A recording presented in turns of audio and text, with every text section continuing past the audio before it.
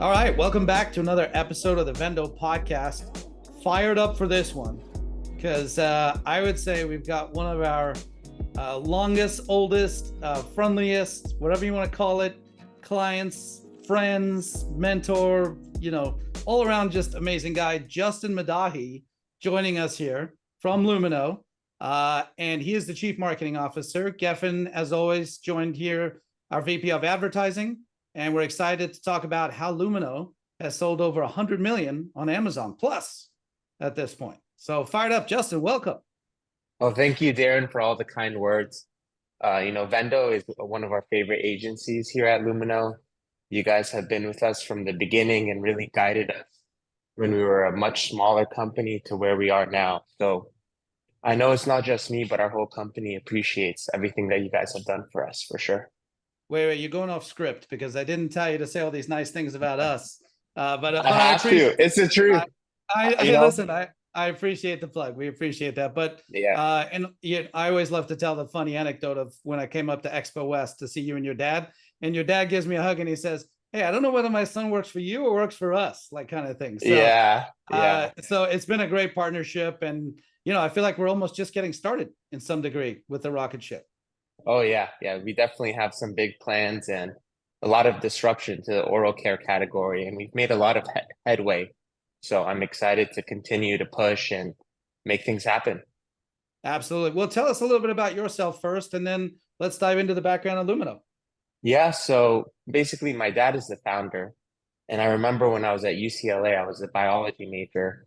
And second year, I would come to his office just to hang out with him. And I would see he would be mixing like the future mouthwash basically with different ingredients. And basically, me and also Caroline, who's our chief brand officer, were both there watching it. And we ended up, she was employee number one, I'm employee number two. And we both started working on it together. She started doing all the sourcing and all of that stuff. And then once all of that was done, I started working on the Amazon when we were literally selling 0 units a day to where we are now. And basically during college, I decided that this was what I wanted to do for the rest of my life. And I wanted to work in business, work in marketing. And basically over those 3 years, I worked super hard while I was at school to make sure that the company was in a good place. That, I have Persian parents, like normally they want you to be like a doctor, a lawyer, or something professional. So I really had to have something that was legitimate in my parents' eyes and also like friends and all that sort of stuff. So by that time, everything was legitimate with the business. And I started going full force into Lumineux and really started expanding the business on Amazon, D2C, and then also retail stores, which we'll talk about. And now I'm the chief marketing officer. We have about 20 employees and about 10 different agencies that we work with. We like to keep the team very small, and everyone is super hungry and motivated and loves the brand. And then same with the agencies, we like to work with companies that are specialists. So Vendo is our Amazon specialist. And that's basically how we've grown the business, is just a bunch of really great people who are super motivated, super smart, and just devoted to the business and wanting to see us succeed. Well, so a couple of follow-ups there. One thing I've always been fascinated, you do really well, is networking, not just for Lumineux's purposes, but just in the D2C space, the online space. You meet tons of brand owners. We talk about this all the time. Can you maybe give our audience a little bit of, maybe some tips or just how you kind of run and educate yourself and continue to evolve? Because there's no class for how to crush it on D2C, right? And if there is, I would argue it's outdated at this point. So Yeah, I think the main thing in terms of networking is always trying to help people and give value to people. I've met definitely a lot of D2C people who aren't as willing to help and really give those tactics that really make a difference for business. And they're trying to, how marketing works is like there's certain arbitrages and opportunities, and you only have like a year or two to really take advantage of it. So normally you don't want to give it away to other brand owners or other people. But I think I've been more willing to give it away and, share my knowledge, because I know that first of all, we're going to do it great ourselves. And it's important that people who are good and people who have good businesses have those opportunities to succeed and disrupt their industries. So I would say I always try to share knowledge, and I really care, and I want other people to do well. And I think that's what leads to me making connections with other people. Well, I think that's why we've been such great partners, is because we share similar philosophies. You Yeah. can tell by our podcast and the content we put out there. To your point, you can tell people all these great tips, strategies, everything, but it's another thing to execute them well and to actually go out Yeah. and. So I love what you're saying there, and I agree. Got enough meat on the bone and plenty of business out there. I think adding value back is very important. Speaking of Lumino, like just you being employee number 2, but I'm sure in your dad's heart, employee number 1. Yeah. The actual differentiation of the product, if I remember, like your dad had a very special formula, like very natural, right? That's the whole premise behind Lumino. It's not Yeah. your typical mouthwash, toothpaste, teeth whitening, all the other amazing products you guys have created. And don't get me started on the brand new toothbrush, by the way, which is Yeah. freaking amazing. Yeah. It's great. We have great products. Definitely what separates us is our ingredient list and our science. We have 62 plus clinical studies. I would argue that we have the best science in the whole category. We have the best studies, and we put the most attention on it because we really want to prove that we do have something special. What is special about the ingredients is just, I would say, the Dead Sea salt, the French essential oils. Normally, when you look in like other toothpaste, they use extracts. If they use essential oils, it's not on the level of French essential oils, which are the highest caliber type of essential oils. The aloe vera and the xylitol that we use are our 4 main ingredients, most of which you might see one of those ingredients in a product, but you won't see all of them. And I think that's what really makes this brand special, is the ingredients and how much care we've put into them, and making sure that we maintain that and not let other people put, artificial dyes, sweeteners, or any other type of preservative into the product. So we're very careful to make sure that the product and ingredient list stays the same no matter what, because that's really our true differentiator. Yeah. And I think talking about success on Amazon, I mean, that's what's keeping customers coming back. Yeah. Yeah. Is it doesn't just look, it feels good. Yeah. It works. It's safe and effective is what we like to say. Yep. Yes. Sorry, I was going to say 62 clinical studies. I'm going to guess, and I won't mention them by name, but they rhyme with pest. They do.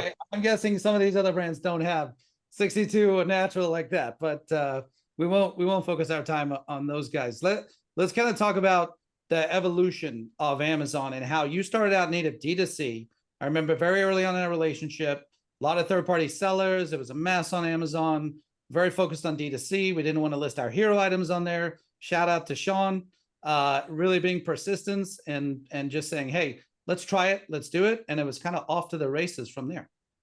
Yeah, it's very interesting because I think you guys came at an inflection point with our business. I remember we signed up with you October 2019. Yep. And that's basically August 2019 is when we figured out D2C, and we started getting ads working from Facebook ads to our D2C channel. And Sean, who's our account manager and has been with us the whole time, was pushing us to put on the whitening strips onto Amazon, and I wasn't sure. And you know what? I was like, fine, we'll do it. Let's just try it out and see what happens. And what we saw, that I tell every other person who isn't on Amazon that has a D2C channel, is we saw 30% incrementality in revenue. So we had our D2C channel plus Amazon was 30% higher than what we were doing before on the same Facebook ad spend.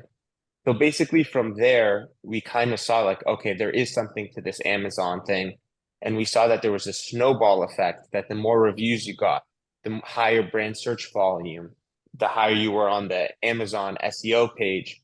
And it turned into this snowball where Amazon became our biggest channel and became the focus for our business.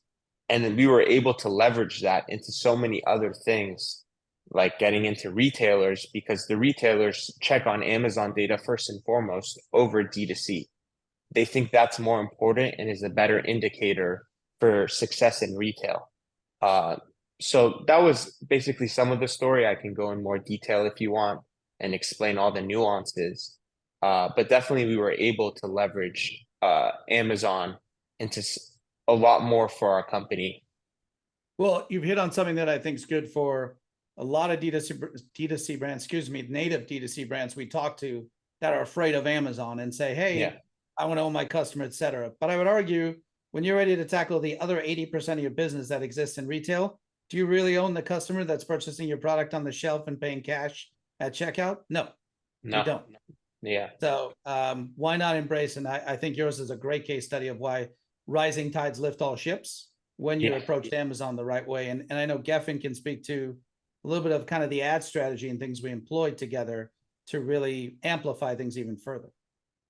Yeah, I mean, it was premised large on what I had said earlier, where what we looked at early on, which I think was a differentiating factor, is we didn't just look at our immediate performance, right? We looked at things like repeat customer rates, right? We looked at lifetime value, and we looked at the ways that that the brand was able to grow over the long term, and we leveraged our internal data to say, hey, we're outperforming across the board. And we actually leveraged Amazon's data as well to say, hey, we're outperforming across the board. This is a worthy investment.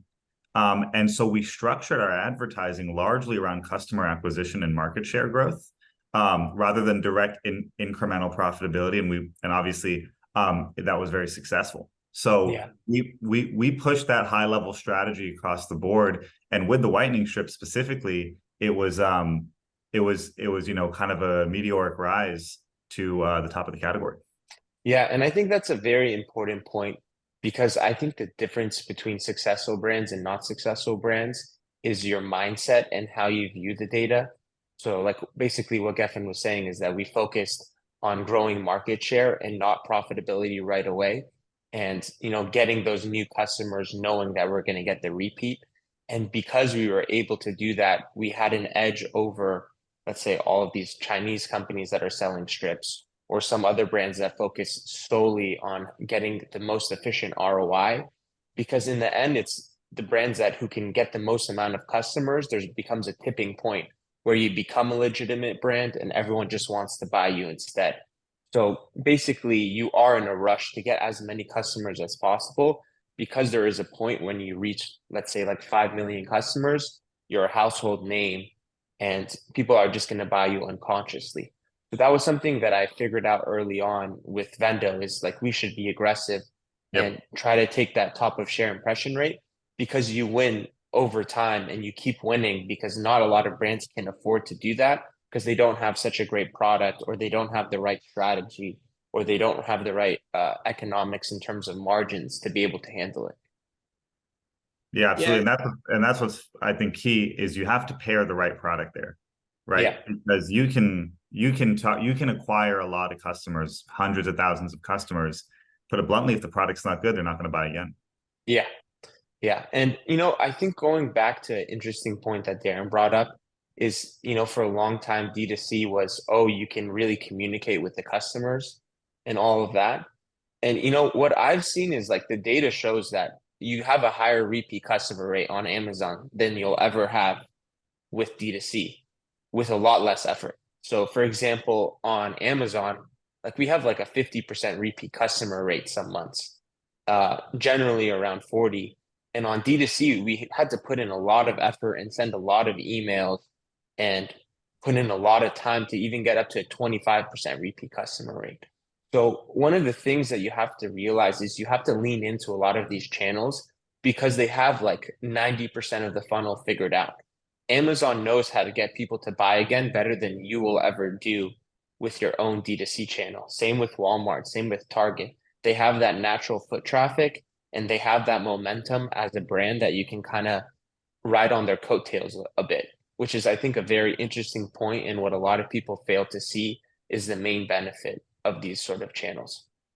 Yeah, I hope all D2C brands listening, or when they will listen to this, pay attention to those knowledge bombs you just dropped, which is essentially conversions high on Amazon, right? Conversion rate critical. Like if you look at that versus D2C, and when you talk about owning the customer, we figured out ways to do that on Amazon and use it as an acquisition strategy versus leveraging it just transactionally for that purpose. And I think, to your point, the data speaks for itself with the repeat purchase and some of the other initiatives that we've rolled out there as well. Yeah.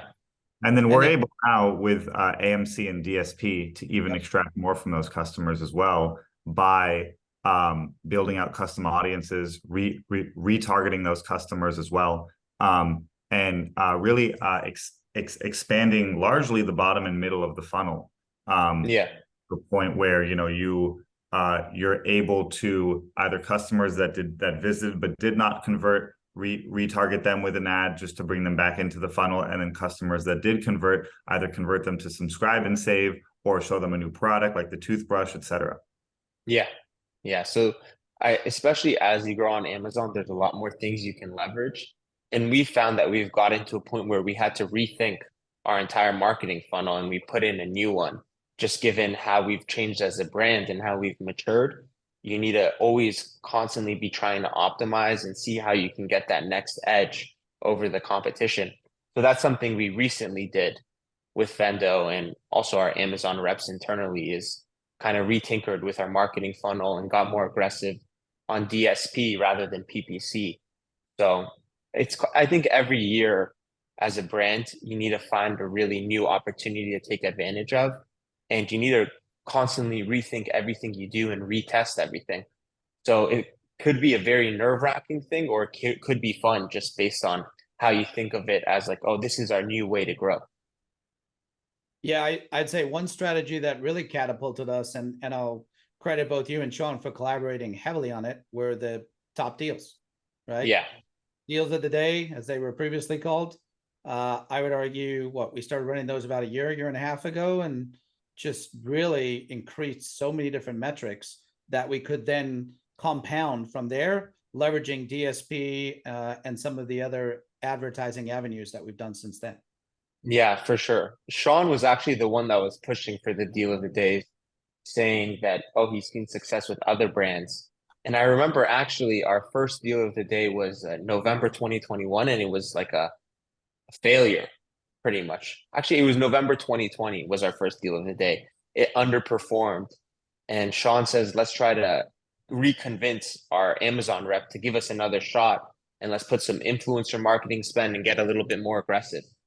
So we did that. And in June 2021, we 10x the previous deal. And the rep was like, wow, this is amazing. I think you guys have something. And we saw that these deal of the days are a great way to drive new customer acquisition and just get a lot of repeat purchases and keep the buyers coming back and interested in the brand. So that's been one lever that we've pushed to really take the brand to the next level and get hundreds of thousands of people each time trying the product, which has been great. Yeah, and there's a couple of case studies that Amazon has done with us as partners, so we appreciate that. We'll post those in the show notes that people can read about how we did that. Let's talk about, so Lumineux is evolving now. Like when we talk about 100 million on Amazon, online to offline, how have you parlayed that success from online now to offline retail? Yeah, so we've been working on offline, and Brent, who's our VP of sales, has been working really hard on that for 7 years. My dad, when we first started, always said that retail is going to be really where we make it, because 85% of oral care is bought in retail. Yep. So, we had Whole Foods, Walgreens, and a bunch of other great stores. But I think the real transition started last year and this year, where in August of last year, we launched into Walmart and added more SKUs in the beginning of this year. And then in March of this year, we launched into Target. We definitely see that there is a correlation between Amazon sales and retail sales. And there seems to be the same incrementality that we saw with D2C and Amazon, with Amazon and retail, where like if Amazon is doing well, Target and Walmart are also doing well. So you're getting customers that, let's say, would only buy in Target and Walmart. You're getting those customers, and you're getting also those fringe customers who switch in between Amazon, Target, and Walmart. So you're opening yourself up to a whole new customer base. And also you just have a lot more marketing opportunities because your revenue goes up and you're more of a legitimate brand as well. Yeah, I think as you're expanded to retail, one thing we didn't touch on was external traffic to Amazon, and now pushing and leaning in there as well. I know our team's helping with some of that and some of that media buying there too. but maybe we can speak a little bit to the benefits of leveraging the spillover, whether it's from retail or external traffic, and how that kind of all plays into the ecosystem a little bit. Yeah, I think Amazon heavily favors external traffic and people that 3-1, purchase, yeah, 3 to 3-1. 1 externally. And I think they also heavily favor brands with high brand search volume. I think those are the two things that a lot of brands don't understand really help your ranking. And also, you end up somehow getting a lot more purchases than you should as a brand when you are driving external traffic to Amazon, because Amazon favors you in so many different placements. And it is so valuable because you're basically helping Amazon grow and hit their numbers, because those are people that are not in the Amazon system that are purchasing. So I think that's definitely a growth hack that we found early on and we took advantage of. And now we're trying to turn that into so many other successes, which was getting into retail and also being able to do DSP effectively. So, I think what another important part of marketing is, like, ends up being 10% tactics, 90% strategy as the importance. The tactics only take you so far, but you need to find a way to incorporate that into a long-term strategy, or else you kind of like fail. So always whenever we find an opportunity, I try to leverage that opportunity into 10 other things and into our long-term strategy, because that's what really keeps the company going, is like focusing on the big picture and doing the small tricks and hacks kind of that make you kind of get revenue and edge over the competition. But those don't last forever, and you need to be able to find other ones and kind of stick to your guns as a brand. Yeah, great advice. Lean into what's working and continue to uncover those nuggets where possible. Real quick, before we wrap it up here, what's on the horizon for Lumineux just as a brand? Like what is the next 12, 18, 24 months look like? Yeah, I think our biggest focus is really figuring out traditional media, so broadcast, connected TV, and really driving top level awareness and becoming like a full household name across the nation. And just growing in Walmart and Target is kind of our main focus.